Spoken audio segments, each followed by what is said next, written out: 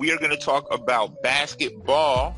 It is my favorite sport. I enjoy when they dribble up and down the court. First, let's talk about Sixers. We're going to do a quick playoff preview. Justice for the blind, just something that'll find in the rhymes that are coming from my mind. All right. Good morning, everybody. This is episode, Man, I'm just never going to figure it out. Episode 43, I think. Could be 44. No, it's not. 41.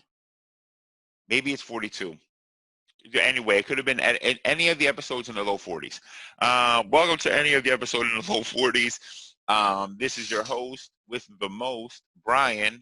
You may notice I don't have a hat on today. I got a haircut finally after 6 months of quarantine musk being grown in my hair. Finally got a haircut. Thank goodness. Gave me some sense of normalcy. I was cutting my hair for a while. And it's just not that fun. Anyway, so we are going to talk about basketball. It is my favorite sport. I enjoy when they dribble up and down the court. First, let's talk about Sixers. We're going to do a quick playoff preview. We'll start Sixers, and then we'll probably take a spin through the other teams. This will be one full podcast, although the video might be split into two, so I can upload it on Instagram and so on and so forth. But either way, let's talk about it. So you haven't heard from me in a couple of days. I did not do a reaction video on the last few games of the Sixers. One, because I had recorded a bunch of other content that I had to edit, but two, because it was kind of turning into a glorified tryout for some of our bench guys. If you had heard the episode, which game was that? When Joe hurt his hand against the Grizz? Against the Raptors? No, not that game, actually. The game before that. When Joe hurt his foot? Yeah, when Joe hurt his foot. Then I talk about in that game that that it seemed that the reason why I think they sat him was because it seemed to me that we were going to be happy in the 6th seed because there was no way we were going to move down. That we were not, no way Brooklyn or the Magic were going to catch us, and we had a shot to catch the 5 seed. But I think we want to play Boston, and I'll explain why I said we think that. So I think we want to play Boston. So we sat Joe, even though the injury wasn't even that severe. You know what I mean? I don't think he cared. And then lo and behold, we play the Raptors. He gets hurt again. So Joe is injury prone. Let's just be honest. I tweeted this the other day after the Raptors game. If it's not clear now, I think we try to hold back on calling guys injury prone. Well, at least our guys. If this happened to anyone else, like, we would call them injury prone immediately. And I think we tried to hold back on calling Joel and Ben injury prone. Yeah, these guys are injury prone as shit. Joe gets hurt.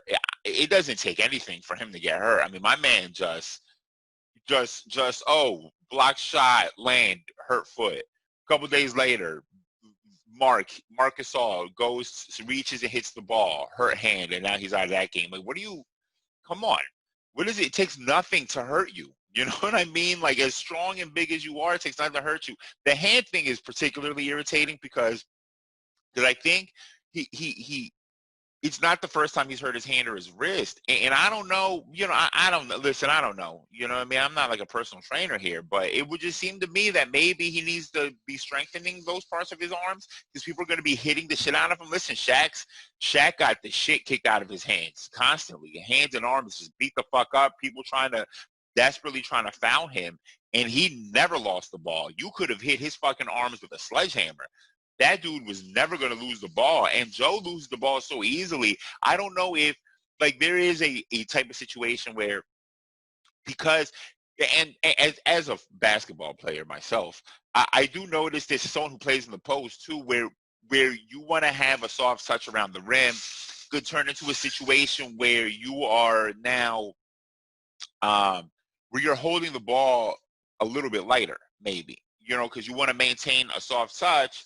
All of a sudden, you're not, like, clamping onto the ball super duper hard, and maybe that's leading to a situation where the ball it's easier to loosen from your hands. But on top of that, because you're not necessarily holding it as hard or you're not prepared for that type of contact, maybe. I don't know. Listen, I'm trying to make excuses, trying to help Joe out. I just can't figure out how my man gets injured so constantly and how he has the worst. He has incredible hands, but also has the worst hands. He can't hold on to anything. You know what I mean? He's constantly losing the ball. It's like so easy to get the ball. Remember the one game earlier this year against the Raptors? No, I'm sorry, not against the Raptors, against the Heat, where we're essentially holding the ball. We're hoping they're going to intentionally foul us, and the reason they don't is because Jimmy jostled the ball loose, and it's 100%. Jimmy 100% knew he could. You know what I mean? Jimmy 100% knew he could get that ball off of Joe, and watching it, I thought that. I was like, oh, they're going to steal the ball from him. Jimmy knows he can steal the ball from Joe. It doesn't take a lot. So I don't know. Just a thought. I don't understand why he loses the ball so easy. I don't know why he hurts his hands so constantly. He hurt his wrist last year too. Was that last year? Yeah, where he was wearing the black glove. Man, it just seems to have against the Nets in the first round. Yeah, I don't know what it is. You know what I mean? It just seems to happen constantly to him. So he's injury prone. Yeah, he's injury prone. You know what I mean? It just listen. You played 8 bubble games and missed half of them. I mean, you didn't miss half of them. You missed 3 of them, pretty much. You know what I mean? I mean that's crazy. that's crazy. You can't. As much as I love Joe, you can't be an MVP. You're not going to be first team all NBA consideration missing that many games. He'll always be second team all NBA because in 60 games, if you play 60 games, he's still the best center in those 60 games. So he'll always be second team all consideration, but Joker doesn't miss any time. So Joker will always have that above him. And when they retire and they're debating who's the greater player between Joker, let's say, and Joel, well, they're always going to be like, well, Joker doesn't miss games, Joel does. So, I don't know. I just went off a tangent thinking about Joel. It's a shame. It breaks my heart because if he could play 75 games a season consistently, then we'd be talking MVP consideration for sure. You know what I mean? Listen, my man in the bubble games, they did the all bubble teams. He got a vote in the bubble games, and so did Toby. Toby had to work his ass off to get a vote for the bubble games. Joe played 4 great games. Started one game and then left. You know what I mean? Like. And they gave Joe a vote because that's how dominant he was those first 3 games. I mean, he was incredible. You know what I mean? And he got votes, mind you, among the names of Dame, who for the last 3 games was averaging 50 and 9, I think, or 50 and 8 assists. For where TJ exploded on us. No pun intended, but not that that's a pun. It's a sexual pun. That's what she said pun. I'm sorry. Where TJ exploded on us, Luka was just continuously putting up ridiculous numbers. James, who I talked about on the last podcast, again, putting up ridiculous numbers. So, they didn't even put a center on the first team, which is kind of embarrassing. They should have put Joker on the first. I don't know what they were thinking when they did that. You know what I mean? The Nuggets were good during the bubble, if I'm not mistaken, with mad injuries. Everyone injured on that team, pretty much, except for like Joker and Bol. So anyway, yeah, you know what I mean? And Dame won himself the bubble MVP much deservedly, you know what I mean? Yet, first shout out to that bubble game last night. I mean, that game was, wow, I'm recording this Sunday morning. That bubble game was crazy. You know what I mean? Holy shit, what a game. It's a shame that Jerry Jackson was injured. Not to say that if Jerry Jackson played, they would have won for sure or not for sure. There's some work to do on that team. I think there's the precipice of what I would consider a logjam happening there because you can move Jerry Jackson to the 4 or the 5. And then you have Brandon Clark, who really is a 4. You know what I mean? He's really a 4. I don't think you can get him by on the 3. And he's too good to next year he's going to be warranting a starting spot. So to me, and Jerry Jackson's a little bit short to play the 5, but he's a very good defender, very long, can spread the floor. It seems to me that their optimal situation would be a starting line, which is a shame that they traded Jay Crowder and all those guys. That's a shame because Jay Crowder really fits. If you told me next year their starting team was Ja Dillon, Jay Crowder, Brandon Clark, and Jaren Jackson with Valanciunas off the bench, and Slow-Mo off the bench, and Tyus Jones off the bench, I would say that's a really dangerous team. You know what I mean? Like, that's a really, really dangerous team I like. I don't know if they're going to try to maybe use Brandon Clark at the 3. I don't think they can do that. I don't see a 3 in Brandon Clark at all. He just doesn't move that way. But we'll see. I mean, either way, not to say that they would have won. Jerry Jackson was playing great. You know what I mean? But anytime you add a player, you subtract other stuff. So, you know what I mean? Like, but who knows? Portland, ended up winning the game. I was low-key hoping that Memphis would win the game so we could get that second bubble game today. But it's for the best. Portland gets a day off heading into the playoffs tomorrow. Either way. A lot of rumors that they're going to try to keep the bubble game. They're going to try to keep this playing game in. They're going to make it canon as a rule, and they should. And it should definitely keep the same rules. If you're within 4 games of the 8 seed, maybe if you're within 4 games of the 7 seed, they do. And so maybe there isn't a playoff game, like a play-in game for the East. Usually there just isn't. Usually 9 and 10 are far out of it. You know what I mean? As we saw this year, they were kind of far out of it. It's not like Brooklyn and Orlando are not world beaters. But in the West, it just makes so much more sense. Or you do something where the West, this is what they should do. And they're not going to do this, but this is what they should do. Where the West, I was going to talk about the Sixers, and I've completely gone off the rails now. Where the West 9 and 10 seeds have a play-in game for the 7th and 8th seeds in the East. You know what I mean? And then see if they can take those spots. I think that makes sense. You know what I mean? Because who the fuck wants to see Brooklyn and Toronto, Brooklyn and the Magic? No one wants to see those teams. You know what I mean? But if you told me Memphis and the Suns, who went 8-0, are going to get a shot at the 7 and 8 seeds, and we're going to see Memphis and Milwaukee and the Suns versus Toronto, yeah, that's a way more entertaining. Those are way more entertaining matchups to me. You know what I mean? So, whatever. Just some thoughts. So let's talk about Sixers Boston. Yeah. I don't know why we're a good matchup for Boston on the court. Okay, so let's just be clear. We're a good matchup for Boston on the court. Even with Ben injured, we're a good matchup. The problem we're going to run into is we don't have the floor general that we require. You know what I mean? Shake is going to be out there as our point guard, and that's fine. I like Shake. Don't get me wrong. Ben is the floor general. The problem is, Ben is a floor general. Let's start there. Ben is our floor general. We don't have Ben. Ben is also one of our more dynamic defenders. So guys like Tatum and Jalen are going to be kind of being unchecked. Now, Brett said that Matisse is going to get a lot of playing time. So I'm guessing Matisse is – I would think maybe they're going to start Matisse over Al because the matchup. You know what I mean? And there's no offense to Al, even though you're trash. Offense.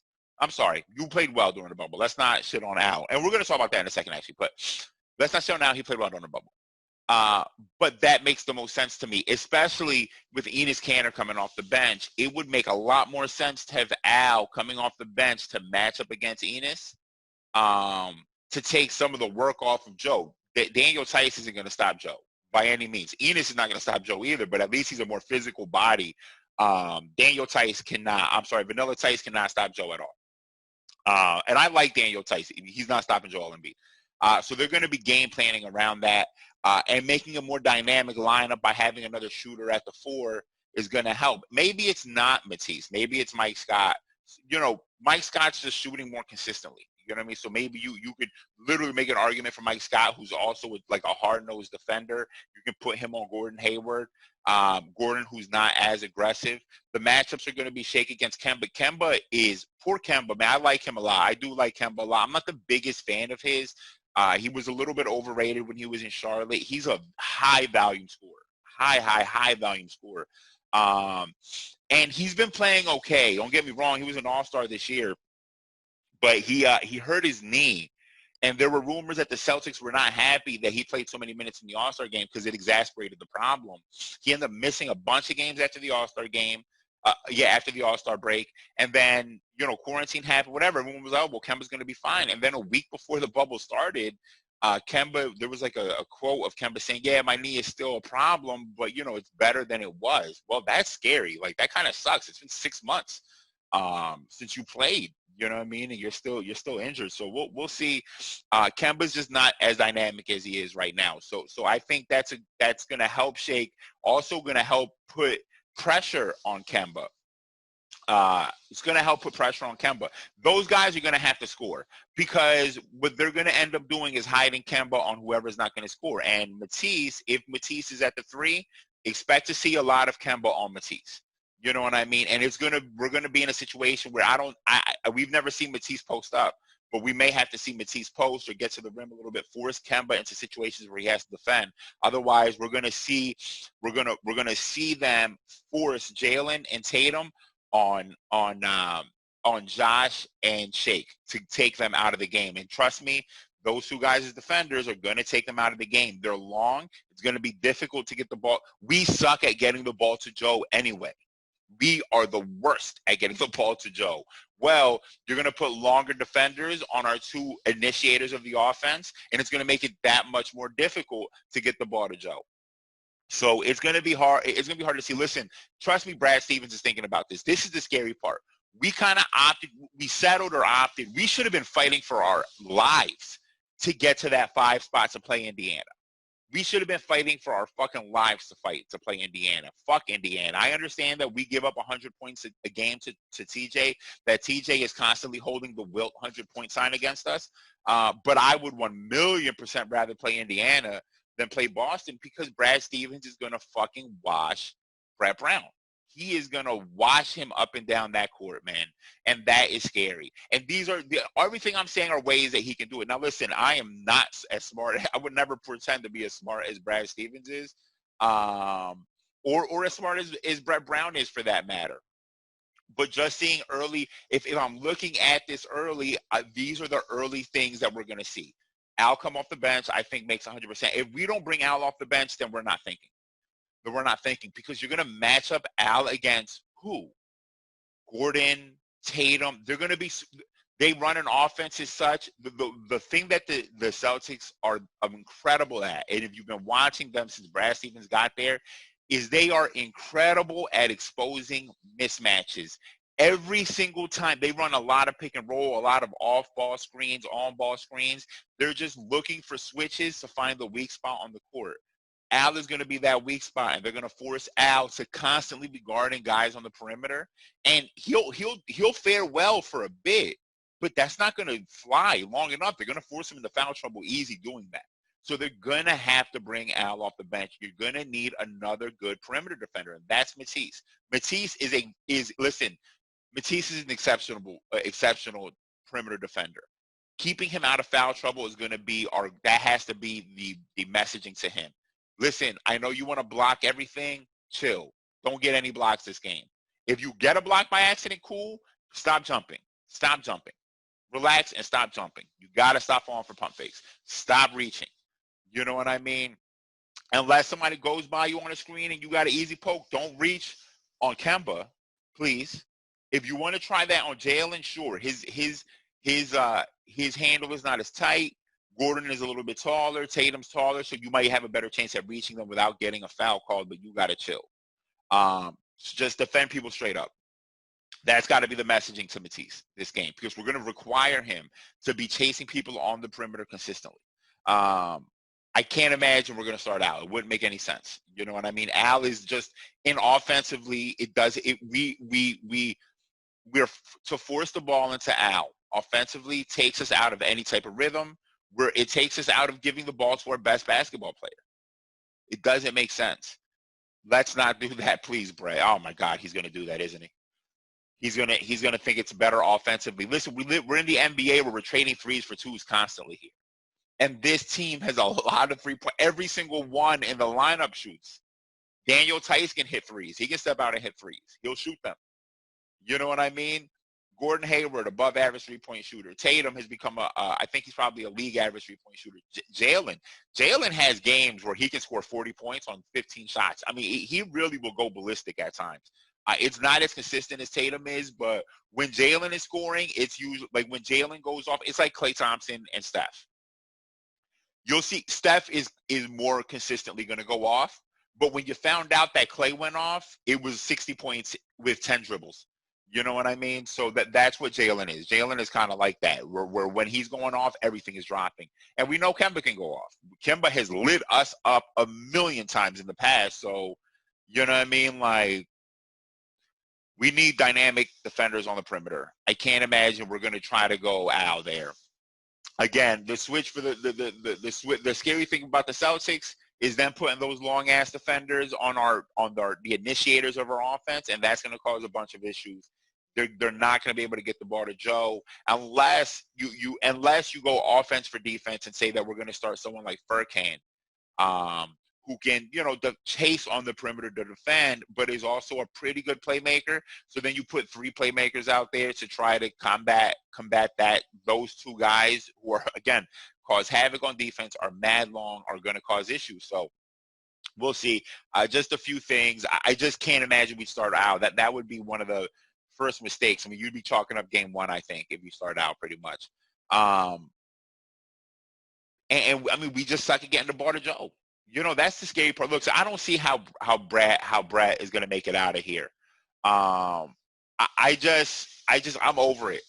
The not being able to get the ball to Joe thing is one of the worst. How can you be a coach and you can't get the ball to your best basketball player? I just don't get it. Man, I don't get it. Imagine if Rudy Tomjanovich couldn't get the ball to Hakeem. Or imagine if none of the coaches that coach Kareem scored 40,000 points, and imagine if they couldn't get the ball to him. Like, what? Come on, man. Come on. You got to find a way to get the ball, get creative with it, find ways to get the ball to your best basketball player. That's the only thing I can say. With no Ben, I actually do not subscribe to the fact that we don't stand the same chance with Ben as we stood without Ben. Because of our coaching, because of our lineups, I actually don't think it's going to hurt that much that Ben isn't playing. It's going to suck for sure. If we somehow beat Boston, we probably stop there, I would think. I think the furthest we can make it in Boston is 7 games. That's with or without Ben, because Brad Stevens can easily game plan Ben out of the lineup, unfortunately. You know what I mean? He's done it a million times, man. He's done it so often. Ben has had so many bad games against Boston. This year was the first year that Ben had a good game against Boston. That was game one that was opening night where he scored 30 on them. But other than that, man, he's had so many bad games against Boston. In the playoffs, was that 2 years ago? I mean, just completely game planned us out of Boston. Boston completely game planned us out, which is, just what they do. Brad is just one of the best coaches in the NBA. So we'll see. I don't feel great about. I didn't feel great about this matchup with or without Ben. I know we match up better against Boston, but because we're going to get out coached so thoroughly, it's going to be really, really hard to believe that we're going to do anything against this team. So we'll see. Let's take a spin through the rest of the East. Milwaukee, Orlando, that's a wash. I mean, Milwaukee's going to lose one of those games, I promise you, because Milwaukee wants to do that. And Orlando has a lot of length. Without Jonathan Isaac, it's going to make it difficult, but they have a lot of length. They have a lot of guys. They just have a lot of guys. They just don't have the guy. You know what I mean? Like, what's his face? Vucevic is not the guy. You know what I mean? I know people love Vuce. He's not the guy. You know what I mean? He's your second guy. He can't be your best guy. He's your second guy. If he's your second guy and you have a player better than him, you're in good shape. But they don't have a player better than Vuce, and that's the problem. They're going to get washed by Milwaukee. I just, maybe that goes 5. I wouldn't be surprised. Indiana, Miami is really, really an interesting series. That's going to be a really fun series. Nate McMillan he was an okay coach prior to getting to Indiana, but he's done such a good job this year. And they have a lot of chefs in the kitchen between Malcolm, between TJ, between Victor Oladipo. It's kind of hard. It caused issues early. And they never quite figured out how to get Malcolm and Oladipo to work. Oladipo right now is a shell of himself, and I think that's probably why it's going to work better right now, because he's kind of a decoy, but if they need him to get a bucket, he can get one. But with no Sabonis, that's going to make it difficult. But no Sabonis makes them, honestly, if you know me, I like dynamic lineups. I don't like going big 4, big 5. I hate the out thing. I don't like Sabonis and Miles Turner. I don't like that. You know what I mean? So you have Miles at the 5. Sabonis is an okay shooter. He can't shoot it. And then I don't know who they're going to put at the 4 who would they put at the 4? I mean, maybe you just put T.J. Warren at the 4. What did they do against us? I don't even remember. I don't, but they didn't have Brogdon against us either. So I'm not sure. Maybe you're doing a Brogdon, Holiday, Oladipo, Warren, Miles Turner lineup. And what it is the reason why that works is because you have two very good perimeter defenders in Oladipo and Brogdon. You have a plus perimeter defender in T.J. Warren, and then Miles Turner, who's one of the leaders in shot blocks in the NBA. So he's protecting the rim. Against Miami, where Bam is not a shooter. So you're keeping your best shot blocker around the rim as long as Bam is out there. Bam can shoot a little bit on the perimeter, not three-point shooting yet. He can't quite do that, but he can shoot a little bit. So it's going to be a really interesting series. Now, they do have those two white dudes.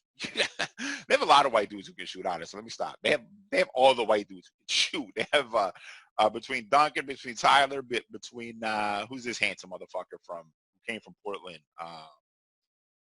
Oh my God, what is his name? Why is his name escaping me? Oh no, man, on Portland, he lit up somebody last year, I think it was, where he scored like 30, and I think it was against the Nuggets the one game. Man, I can't remember his name right now. Back up big. Anyway, they also have Kelly Olynyk. So all of these white dudes who can shoot, and Goran Dragic, they can march out an all-NBA shooting team with 5 white guys right now. And it's impressive. You know what I mean? It's impressive. Damn, I hate that I can't remember his name right now. It's like killing me inside. I'm going to look it up. Anyway, then they got a lot of defense. They have a lot of motherfuckers. Kendrick is a good player. Was competing for Rookie of the Year early in the season. Kind of fell off towards the end. His numbers took a hit. Just not as efficient. He was shooting lights out early on. It wasn't going to last. I mean, he was shooting like 50% from three for the first 2 months, and rightfully so. That was not going to last.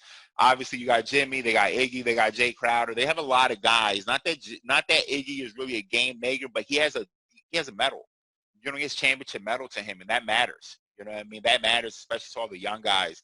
So they can throw out so many different lineups. Bam was in running to be Defensive Player of the Year, in running to be the most improved player of the year. Just an excellent player. They go with Bam. As much as people think they're going with Jimmy, Jimmy gives all the credit to Bam, and it's the truth. They go with Bam. Bam is the offense. He'll bring the ball full court. I mentioned this in a previous podcast about the Draymond Green All-Stars. It's guys like Pascal, guys like Draymond, guys like Pascal, guys like Bam now, who are these super long hybrid players, can play almost any position on the court, can defend any spot on the court, can initiate your offense. Maybe can't shoot that well. Ben is another good example of this, who is mad switchable, can switch to all of these positions, and can initiate your offense. And Bam is that, but a little bit bigger. Bam is excellent. They have so many guys. They have a lot of guys, and they have Jimmy is a guy who can get you a bucket when you need one. And then, Tyler Hero is a good player. Tyler Hero shows some things. He's not just a shooter. You know what I mean? He can get to the basket and finish. Because he's so dangerous on the perimeter. You literally have to be running him off the three-point line, and he knows how to make you pay. JJ wasn't that necessarily. JJ would get way out of control. Just to give you an example of someone who you had to run off the perimeter, JJ is someone who gets out of control. So running him off the perimeter can then cause other issues for him. Tyler is not that. And then Duncan is lights out too. So it's going to be interesting to watch. Eric Spoelstra obviously is an above average coach. I wouldn't even say above average. I mean, you're talking about one of the 3 or 4 best coaches in the NBA. So it's going to be interesting to watch. I really do like Miami in this series. You know what I mean? I really do.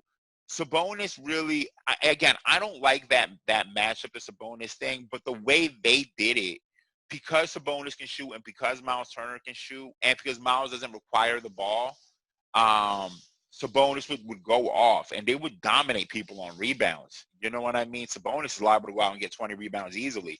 So it's interesting. I don't like those types of lineups, but it's really hard to lose somebody who's as efficient as Sabonis was. You know what I mean? As efficient, as effective. It's going to be interesting to see. I like Miami in this series. If I had to pick, I would definitely pick Miami to win. 7 games would not surprise me. We talked about Sixers, Boston. Boston will probably win. If I had to guess, Boston will win at 5 or 6. Unfortunately. I don't think we get swept. We could, though. We could lose in 3 games somehow. we could lose in 3. You would lose in 3 because at the end of game 3, you found out Joe got hurt again. And then you're like, oh, well, this is over. Toronto, Brooklyn. Brooklyn's going to be a wash. Brooklyn was playing really, really well, though. It's confusing. They were really well coached with Kenny Atkinson, and now somehow Jacques Vaughn is a good coach. I don't know. Jacques Vaughn has never been a good coach in the NBA, and somehow he's like coaching Brooklyn really well. And the thing he did, because he saw a thing that worked. Last year, Brooklyn did this. Was it last year? No, 2 years ago they did this, where when D'Angelo Russell got injured at some point, and this was before Karras broke his leg. That happened 2 years ago, right? Yeah.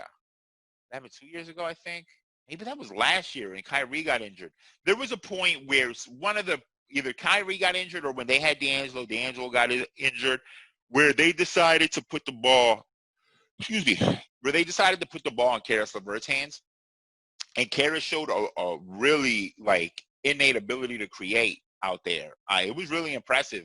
And that's what he's been doing. You know what I mean? He can score in so many different ways.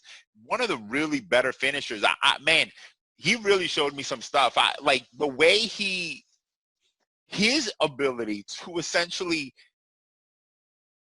get his defender to the rim and then slow down for the last 2 steps. And the defenders are so confused because it's so off rhythm that they can't stop it from happening. You know what I mean? He slows down. Just watch highlights. He slows down when he gets to the rim on those last 2 steps. I mean, my man must have been doing squats or like lunges and pistol squats because he just he's like a stork. He's just on one leg. He waits a tick. Then he gets to the other leg. He waits again, and then he finishes. And it's like, no one can stop it. So it's been fun to watch. They have some guys. Joe Harris. He's been playing well, pretty well. He had a couple of good games. A good shooter, a lot bigger than people realize. I think he's like 6'8". Anyway, they have Kurucs. I like Kurucs. They have a lot of guys, just a lot of random guys. Kurucs is a nice guy. Jared Allen's been playing well. And that's it. They're not going to beat Toronto, though. I just wanted to give them credit. I just wanted to talk about Brooklyn. I wanted to flex my muscle on NBA knowledge and say, yeah, I know guys on Brooklyn. I know who plays for the Nets. They're not going to beat Toronto. Yeah, they're not going to beat Toronto. Toronto's going to sweep them, probably. If I had to guess, Toronto's probably going to sweep them. Just too many guys. Too many guys, too much championship medal. There was a great, what's funny, because I had noticed this during quarantine. I got so basketball desperate that I was watching a bunch of Rico Hines. If you know what Rico Hines is a coach. He's actually an assistant coach on the Kings, and he runs a lot of pickup games in the West Coast. I think in Seattle, actually. Maybe in LA, I don't know. A lot of pickup games out there during the off season where, a lot of NBA players come to go. Well, every time I would watch all of those videos, a lot of them were from last summer. They were all from last summer pretty much, or the summer before it. And every time I watched them, anytime you saw one Raptors player, you saw all of them. So you would see Fred VanVleet, you would see Pascal, you would see OG Anunoby, you would see Chris Boucher. Who else would be there? Norman Powell would be there some games. You would see all the Raptors guys there together. 4 or 5 of them. So these guys, man, they play together. That is a thing. Understand. And man, I'm going to talk about this at the end. Understand, that's a thing, man. Playing together is a thing. Continuity is a thing. All right? And those dudes have continuity, championship experience. They're going to be a problem. They're going to be a problem. They're not going to go out easy. I don't think they make it out the East necessarily. I wouldn't be surprised if they did, though. One of the best coaches in the NBA. I don't know that they will, but I wouldn't be surprised. You know what I mean? Just put it that way. Actually, and I'm probably going to put money on Toronto to win the championship because it's going to be great odds, and it's going to be worth putting it on. All right, let's swing out west. So if I had to guess coming out the first round, we're going to see Milwaukee, Miami in round 2. That's a good ass, man. That's going to be a fun series, actually. Let's hope that that's happening. Milwaukee, Miami, Boston, Toronto. And then I wouldn't be surprised. I really, really would lean. You know what? But I wouldn't be surprised if in the Eastern Conference Finals, you get Miami, Boston, or something like that. That would be interesting. Anyway, let's take a spin out west. Portland, LA. That's going to be a fun fucking series. You know what I mean? I don't know what's going to happen. One or two things is going to happen here. Either we're going to have put too much into Portland, making it into the playoff game, and the way that Damian Lillard was playing obviously deserves the love that it's gotten. We're either going to make too much of Portland and too much of how the Lakers haven't looked good in the bubble and say that this is going to go 7 or that Portland can possibly upset them. We're either going to make too much of that or that's either going to be on point. I'm sorry. Either those assumptions we're making based on what we've seen during the bubble are going to be true, and Portland has a shot at really upsetting the Lakers, which is, again, Portland played really, really well. Dame going off for 1 million points. LA not looking good in the bubble so far. And if that holds true in the first round of the playoffs, we're going to see a Portland upset. Or we've made too much of those things, and LA is going to come in and wash Portland. You know what I mean? This happened last year. We made a lot about Portland beating Denver in that Game 7, and we said Portland has arrived. And then when they saw the Warriors, again, without KD, you can say whatever you want. That Warriors team wasn't deep. If you took out any one of those 3 guys, it pretty much ruined the infrastructure of the team. No KD, no problem. A sweep. All right, Steph went off for 40 a game almost. They swept them like it wasn't anything, and that's what I'm afraid of with Portland right now. I am of the belief that this is going to be an incredible series to watch. I am of that belief. Dame is different right now. Dame is different. He has a different mindset, a different swag, a different attitude than I've ever seen him. He has the Kobe. Kobe passed away and has reincarnated himself into Dame right now. Dame has and also gave some of his will to Dame and some of his will to Devin Booker. Understand, these 2 dudes were looking like killers, and it was just like watching 2 serial killers go on at the same time. So I think it's going to be different. I think LA is going to win, though. I don't think LA cared that much about the bubble games because you're not playing for home court. You're not playing for anything. You want to make it through healthy. LeBron, are you good? Let's say you play a couple games. Yep, you look warmed up. AD, you good? You look warmed up. Bet all the other old guys here, y'all warmed up. Good. Let's see what's going to happen now. And who's going to stop LeBron on this team? You can say all you want that the matchup is Melo versus LeBron year 17. It's not a matchup. I'm sorry. Melo's playing really well.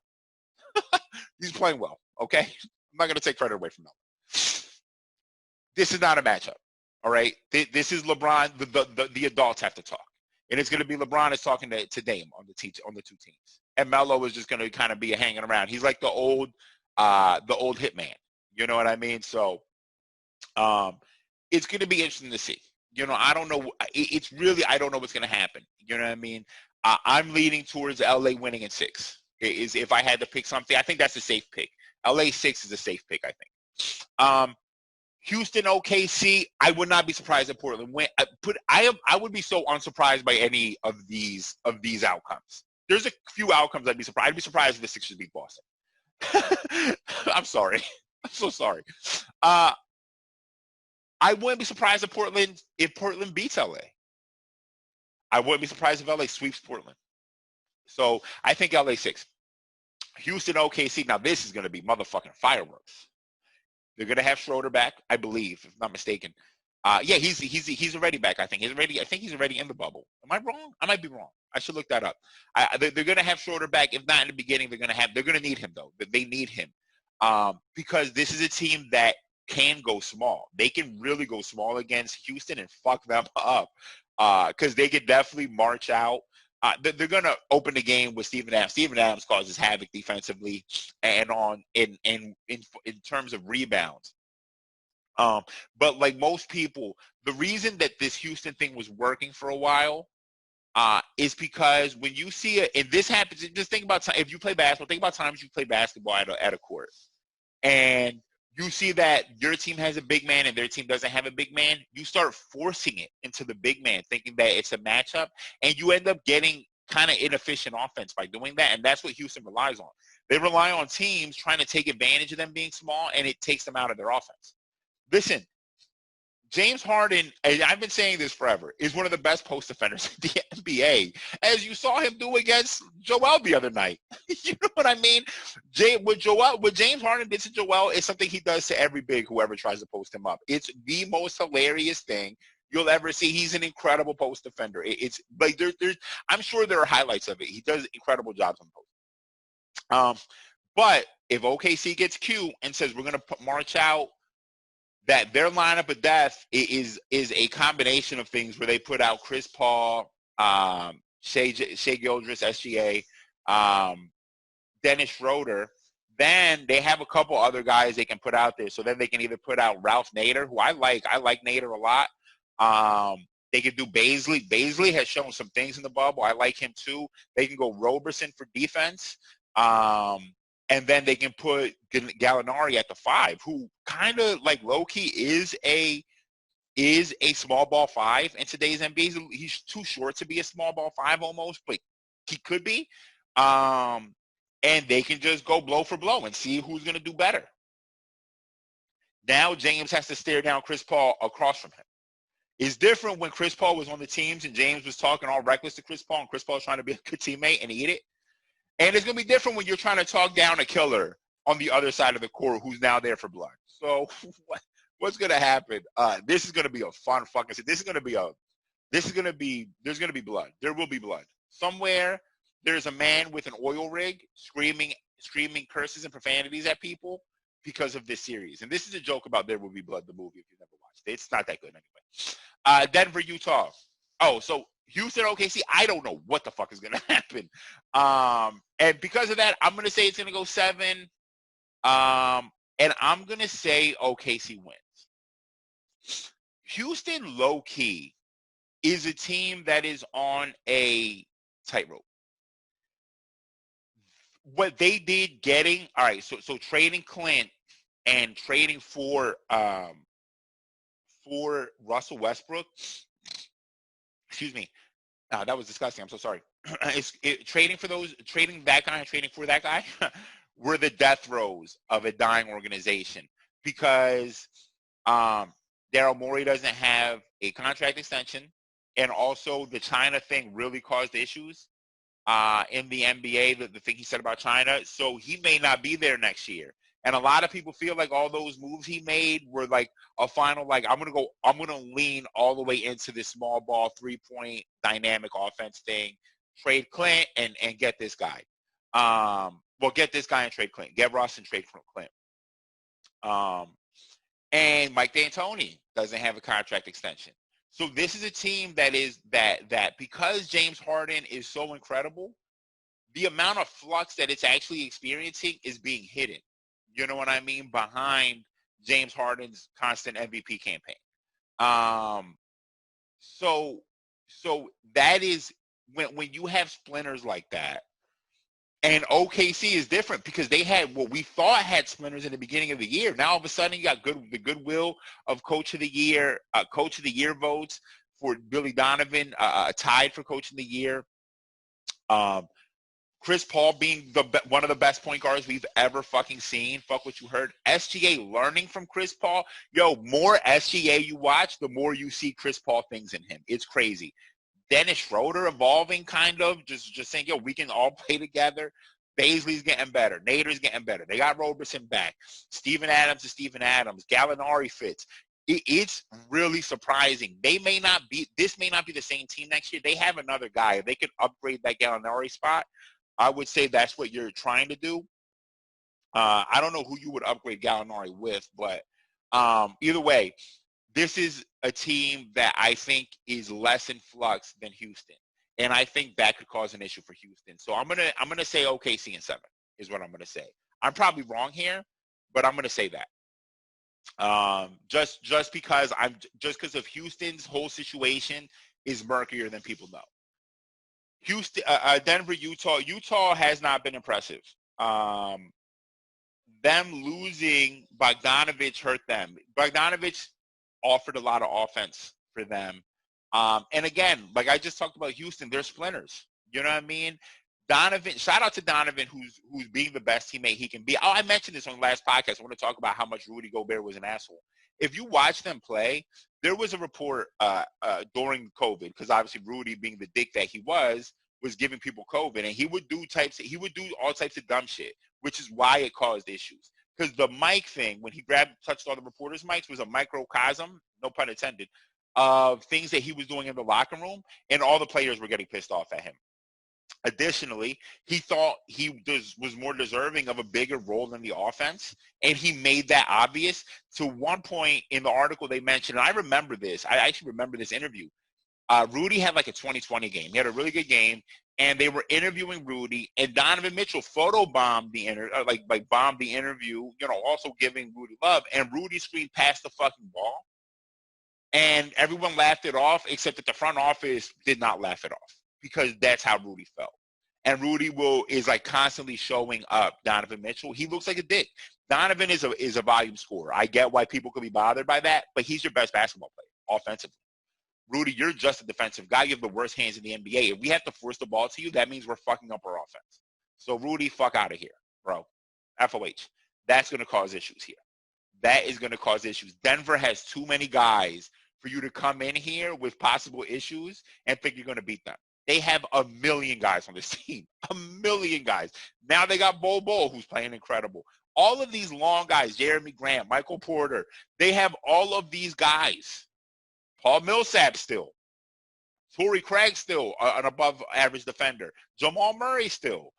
Gary Harris, I think is injured actually, but Gary Harris still. Monte Morris. They have a million guys. Denver's 1 through 9 is too much. It's too many issues, Utah. You're going to get fucked up. I'm going to pick Denver to win this in 5. Dallas, L.A. I'm going to say this is going to go 7 or a gentleman 6. Where the Clippers are going to win in 6, but it's going to be scary. It's going to be like, oh, this was scary as shit. Luka is the type of superstar who's shown us that he shows up.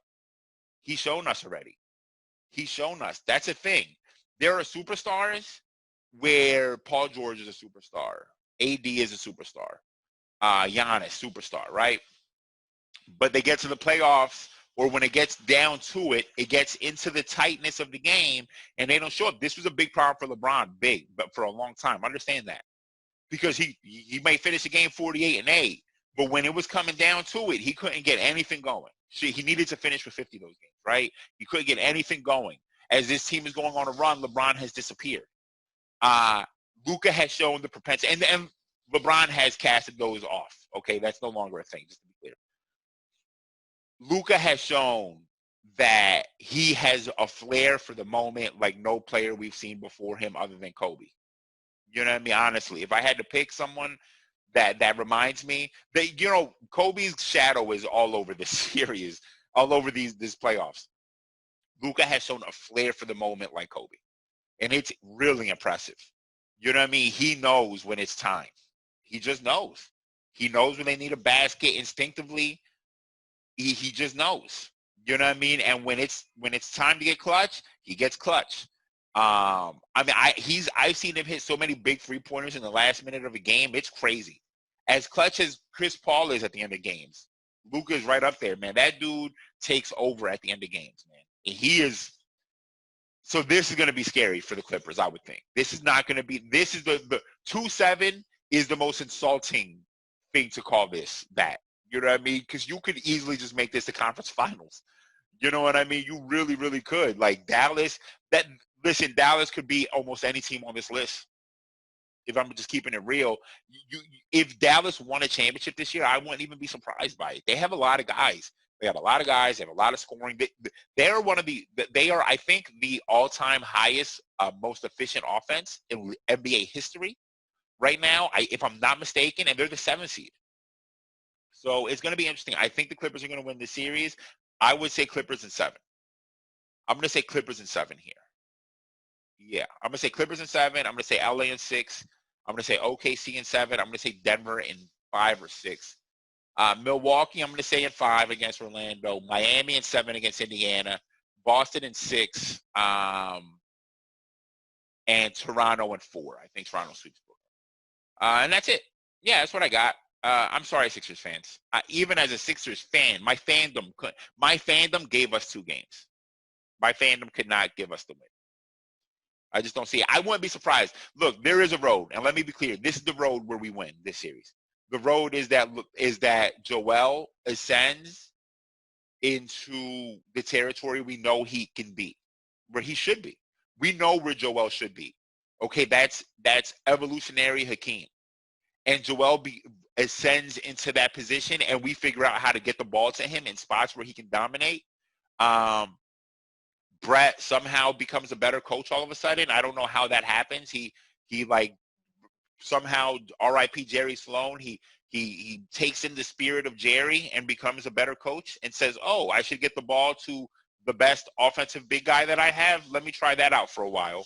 And let me also get Al Horford off the floor and put a more dynamic defender in this spot to defend their wing guys, because they have 3 above average wing scorers here. But I just don't believe in our coaching staff, and that's the problem. I don't see how our coaching staff is going to all of a sudden make it better for us. So, yeah, that's all I got, everyone. Wash your hands. I'm going to put this out probably today, so you'll have it for Monday morning, for your Monday morning commutes out there in these streets. Wash your hands, everyone. Be careful out there. Stay safe. Social distance. Do the whole thing. You know what it is already. Wear your mask. Wear your stupid mask. Black Lives Matter. Arrest the cops who killed Breonna Taylor. All other things. All of those things. Stay safe. Much love. Thank you for listening. Thank you if you've listened. Thank you. If you've ever reached out to me to say, hey, your podcasts are great, thank you. Or even if you reached out to say you're trash at this, thank you too for that, even though no one's ever done that. Probably because I wash them with my hands. They catch these hands. They would catch these hands like Odell. Like a receiver, you can catch the hands. Anyway, that's all I got, everyone. Be safe. Take care. Yeah. Justice for the blind, just something that'll find in the rhymes that are coming from my mind. Used to come